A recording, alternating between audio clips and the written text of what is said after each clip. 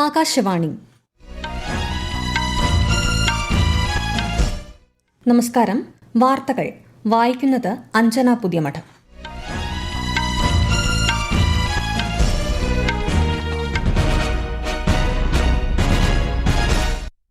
പ്രധാന വാർത്തകൾ. രാഷ്ട്രപിതാവ് മഹാത്മാഗാന്ധിക്കും മുൻ പ്രധാനമന്ത്രി ലാൽ ബഹാദൂർ ശാസ്ത്രിക്കും ജന്മവാർഷിക ദിനത്തിൽ ശ്രദ്ധാഞ്ജലി അർപ്പിച്ച രാജ്യം. ഇന്ത്യ പാകിസ്ഥാൻ അതിർത്തിയിലെ സർ ക്രീക്ക് പ്രദേശത്തെ പാക് പ്രകോപനങ്ങൾക്ക് ശക്തമായ പ്രതികരണം നേരിടേണ്ടിവരുമെന്ന് രാജ്യരക്ഷാമന്ത്രി രാജ്നാഥ് സിംഗ്. ഇലക്ട്രോണിക്സ് ഘടകങ്ങളുടെ നിർമ്മാണ പദ്ധതിയിലൂടെ 1.15 ലക്ഷം കോടി രൂപയുടെ നിക്ഷേപ അപേക്ഷകൾ ലഭിച്ചതായി കേന്ദ്രമന്ത്രി അശ്വിനി വൈഷ്ണവ്. ന്യൂഡൽഹിയിൽ മലയാളി വിദ്യാർത്ഥികൾക്ക് പോലീസ് മർദ്ദനമേറ്റ സംഭവത്തിൽ ഉന്നതതല അന്വേഷണം ആവശ്യപ്പെട്ട് കേന്ദ്ര ആഭ്യന്തര മന്ത്രാലയത്തിന് കത്തയച്ച് കേരള മുഖ്യമന്ത്രി. നവരാത്രിയുടെയും ദുർഗാപൂജയുടെയും പരിസമാപ്തി കുറിച്ച് വിജയദശമി ആഘോഷങ്ങളിൽ രാജ്യം. വിദ്യാരംഭത്തിൽ അറിവിന്റെ ആദ്യ മധുരം നുകർന്ന കുരുന്നുകൾ. ഇന്ത്യ വെസ്റ്റ് ഇൻഡീസ് 1-ാം ക്രിക്കറ്റ് ടെസ്റ്റിന്റെ ആദ്യ ഇന്നിംഗ്സിൽ ഇന്ത്യയ്ക്ക് മികച്ച തുടക്കം. വാർത്തകൾ വിശദമായി. രാഷ്ട്രപിതാവിന്റെ 156-ാം ജന്മവാർഷിക ദിനത്തിൽ ഗാന്ധി സ്മരണയിൽ രാജ്യം. രാജ്ഘട്ടിൽ ഇന്ന് സർവധർമ്മ പ്രാർത്ഥനാ സഭ നടന്നു. രാഷ്ട്രപതി ദ്രൌപദി മുർമു, ഉപരാഷ്ട്രപതി CP രാധാകൃഷ്ണൻ, പ്രധാനമന്ത്രി നരേന്ദ്രമോദി, ലോക്സഭാ സ്പീക്കർ ഓം ബിർള, കേന്ദ്രമന്ത്രി മനോഹർ ലാൽ എന്നിവർ രാജ്ഘട്ടിൽ പുഷ്പാർച്ചന നടത്തി. ധൈര്യവും ലാളിത്യവും എങ്ങനെ വലിയ മാറ്റത്തിന്റെ ഉപകരണങ്ങളായി മാറുമെന്ന് മഹാത്മാഗാന്ധി തെളിയിച്ചിട്ടുണ്ടെന്ന് പ്രധാനമന്ത്രി നരേന്ദ്രമോദി സമൂഹമാധ്യമത്തിൽ കുറിച്ചു. ഗാന്ധി ജയന്തി അന്താരാഷ്ട്ര തലത്തിൽ അഹിംസാ ദിനമായും ആചരിക്കുന്നുണ്ട്. 2007 ജൂണിലാണ് മഹാത്മാഗാന്ധിയുടെ ജന്മവാർഷിക ദിനത്തെ അന്താരാഷ്ട്ര അഹിംസാ ദിനമായി ഐക്യരാഷ്ട്രസഭ പ്രഖ്യാപിച്ചത്. മുൻ പ്രധാനമന്ത്രി ലാൽ ബഹാദൂർ ശാസ്ത്രിയുടെ 121-ാം ജന്മവാർഷിക ദിനം കൂടിയാണ് ഇന്ന്. രാഷ്ട്രപതി ദ്രൌപദി മുർമു, ഉപരാഷ്ട്രപതി CP രാധാകൃഷ്ണൻ, പ്രധാനമന്ത്രി നരേന്ദ്രമോദി എന്നിവർ ശ്രദ്ധാഞ്ജലി അർപ്പിച്ചു. ഇന്ത്യ പാകിസ്ഥാൻ അതിർത്തിയിലെ സർ ക്രീക്ക് പ്രദേശത്തെ പാക് പ്രകോപനങ്ങൾക്ക് ശക്തമായ പ്രതികരണം നേരിടേണ്ടിവരുമെന്ന് രാജ്യരക്ഷാമന്ത്രി രാജ്നാഥ് സിംഗ്. വിജയദശമിയോടനുബന്ധിച്ച് കച്ചിൽ നടന്ന ആയുധ പൂജയിലും സായുധ സേനയുടെ പരിശീലന പരിപാടിയിലും സംസാരിക്കുകയായിരുന്നു അദ്ദേഹം. ഓപ്പറേഷൻ സിന്ദൂറിൽ ലേ മുതൽ സർക്രീക്ക് വരെയുള്ള ഇന്ത്യയുടെ വ്യോമ പ്രതിരോധ സംവിധാനം തകർക്കാനുള്ള പാകിസ്ഥാന്റെ ശ്രമം പരാജയപ്പെട്ടതായും ശ്രീ രാജ്നാഥ് സിംഗ് വ്യക്തമാക്കി. ऑपरेशन सिंदूर में पूरी दुनिया ने इस बात का अनुभव किया है और शस्त्र पूजा इस बात का प्रतीक है. भारत सिर्फ शस्त्र की पूजा नहीं करता है बल्कि समय आने पर शस्त्रों का इस्तेमाल करना भी जानता है. आप हमारे देवी देवताओं की प्रतिमाओं को ध्यान से देखिए. उनके एक हाथ में शास्त्र है, दूसरे हाथ में शस्त्र है, क्योंकि हमें वह संदेश देते हैं कि शास्त्रों की रक्षा शस्त्र से ही की जा सकती है. इसलिए शास्त्र और शस्त्र का संतुलन ही हमारी सभ्यता को जीवंत और अजेय बनाता है. പാക് അധീന കശ്മീരിൽ 4-ാം ദിവസവും തുടരുന്ന പ്രതിഷേധത്തിൽ 3 പോലീസുകാർ ഉൾപ്പെടെ 9 പേർ മരിച്ചതായി റിപ്പോർട്ട്. പ്രതിഷേധത്തിൽ നിരവധി പേർക്ക് പരിക്കേറ്റു. മുസാഫറാബാദ്, മിർപൂർ, പൂഞ്ച്, നീലം, ഭീംഭർ, പാലന്ത്രി പ്രദേശങ്ങൾ പ്രതിഷേധത്തിൽ പൂർണ്ണമായും സ്തംഭിച്ചു. ഇലക്ട്രോണിക്സ് ഘടകങ്ങളുടെ നിർമ്മാണ പദ്ധതിയിലൂടെ 1.15 ലക്ഷം കോടിയിലേറെ രൂപയുടെ നിക്ഷേപ അപേക്ഷകൾ ലഭിച്ചതായി കേന്ദ്രമന്ത്രി അശ്വിനി വൈഷ്ണവ്. അപേക്ഷകളുടെ എണ്ണത്തിലെ വർധന ചരിത്രപരമാണെന്നും അദ്ദേഹം ന്യൂഡൽഹിയിൽ മാധ്യമങ്ങളോട് പറഞ്ഞു. Of 59,350 crore rupees investment, we have received applications for 1,15,351 crore. Against a production target of 4,56,500 crore, 4.5 lakh crore, we have received production estimates more than 10,34,000 crore. So that is more than double what we had targeted. Employment, we had targeted 91,600 persons. Here the employment which is expected is 1.5 times at 1,41,000 persons employment. പ്രകൃതി ദുരന്ത ആഘാത ലഘൂകരണത്തിനും പുനരുദ്ധാരണ പ്രവർത്തനങ്ങൾക്കുമായി കേരളമടക്കം 9 സംസ്ഥാനങ്ങൾക്ക് കേന്ദ്ര സർക്കാർ അധിക ധനസഹായം അനുവദിച്ചു. കേന്ദ്ര ആഭ്യന്തരമന്ത്രി അമിത്ഷായുടെ അധ്യക്ഷതയിലുള്ള ഉന്നതതല സമിതിയാണ് ദേശീയ ദുരന്ത ലഘൂകരണ ഫണ്ടിൽ നിന്ന് 4,645.60 കോടി രൂപയുടെ ധനസഹായം അനുവദിച്ചത്. വയനാട് ഉരുൾപൊട്ടൽ ദുരന്തത്തെ തുടർന്നുള്ള പുനർനിർമ്മാണ പ്രവർത്തനങ്ങൾക്കായി കേരളത്തിന് 260.56 കോടി രൂപയുടെ അധിക സാമ്പത്തിക സഹായമാണ് ലഭിക്കുക.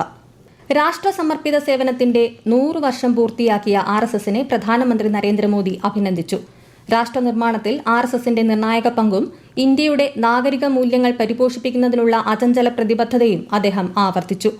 RSS സർസംഘചാലക് മോഹൻ ഭാഗവത് നടത്തിയ പ്രസംഗം ചൂണ്ടിക്കാട്ടിയാണ് പ്രധാനമന്ത്രിയുടെ അഭിനന്ദനം. 2025 ദേശീയ ധന്വന്തരി ആയുർവേദ പുരസ്കാരങ്ങൾ കേന്ദ്ര ആയുഷ് മന്ത്രാലയം സമ്മാനിച്ചു.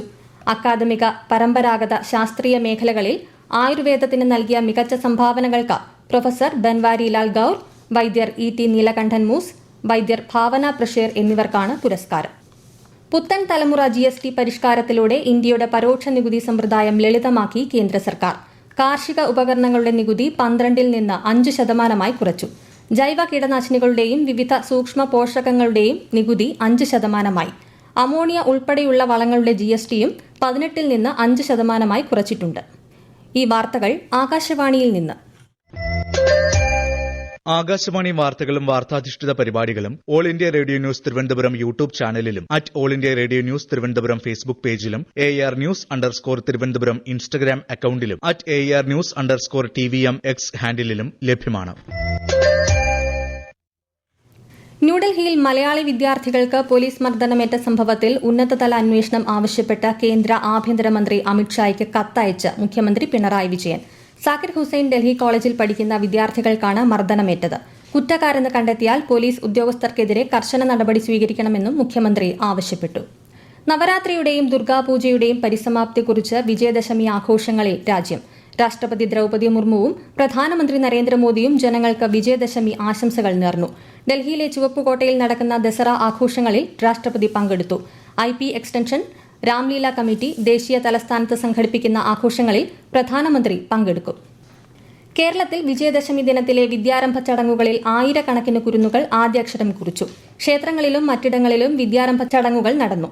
സാംസ്കാരിക, സാമൂഹിക, രാഷ്ട്രീയ രംഗത്തെ പ്രമുഖർ കുട്ടികൾക്ക് അറിവിന്റെ ആദ്യാക്ഷരം പകർന്നു നൽകി.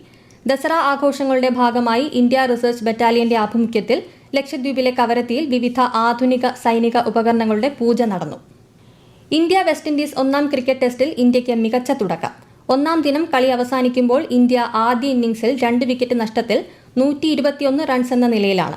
ടോസ് നേടി ബാറ്റിംഗ് തെരഞ്ഞെടുത്ത വെസ്റ്റ് ഇൻഡീസ് ആദ്യ ഇന്നിംഗ്സിൽ 162 റൺസിന് പുറത്താവുകയായിരുന്നു. പരമ്പരയിലെ 2ാമത്തെ ടെസ്റ്റ് മത്സരം ഈ മാസം 10 മുതൽ ഡൽഹിയിൽ നടക്കും.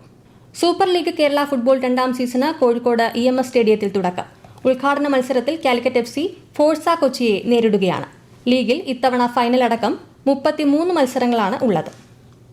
പൊതുസേവനവും സദ്ഭരണവും മുഖമുദ്രയാക്കിയ കേന്ദ്ര സർക്കാർ ഓപ്പറേഷൻ സിന്ദൂറിലൂടെ തെളിയിച്ച സൈനിക ശക്തി, തദ്ദേശീയ സാങ്കേതിക വിദ്യയിലെ മികവ് എന്നിവ വിശദീകരിക്കുകയാണ് ആകാശവാണിയുടെ പ്രത്യേക പരമ്പരയായ സേവാപർവിൽ ഇന്ന്.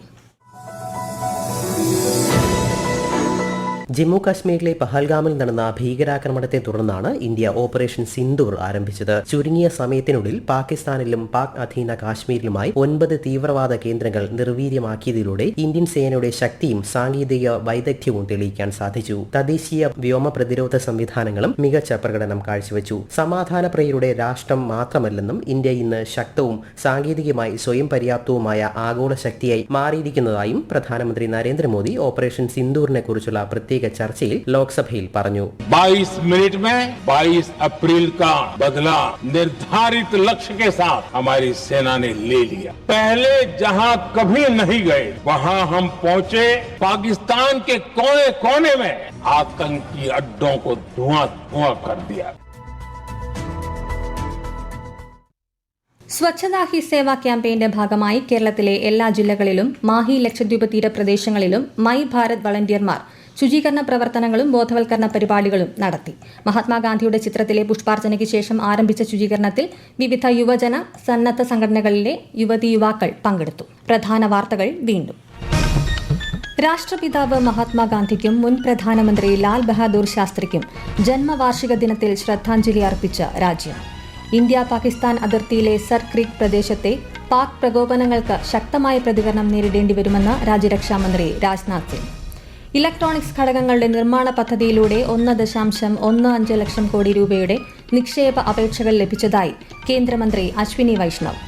ന്യൂഡൽഹിയിൽ മലയാളി വിദ്യാർത്ഥികൾക്ക് പോലീസ് മർദ്ദനമേറ്റ സംഭവത്തിൽ ഉന്നതതല അന്വേഷണം ആവശ്യപ്പെട്ട് കേന്ദ്ര ആഭ്യന്തര മന്ത്രാലയത്തിന് കത്തയച്ച് കേരള മുഖ്യമന്ത്രി.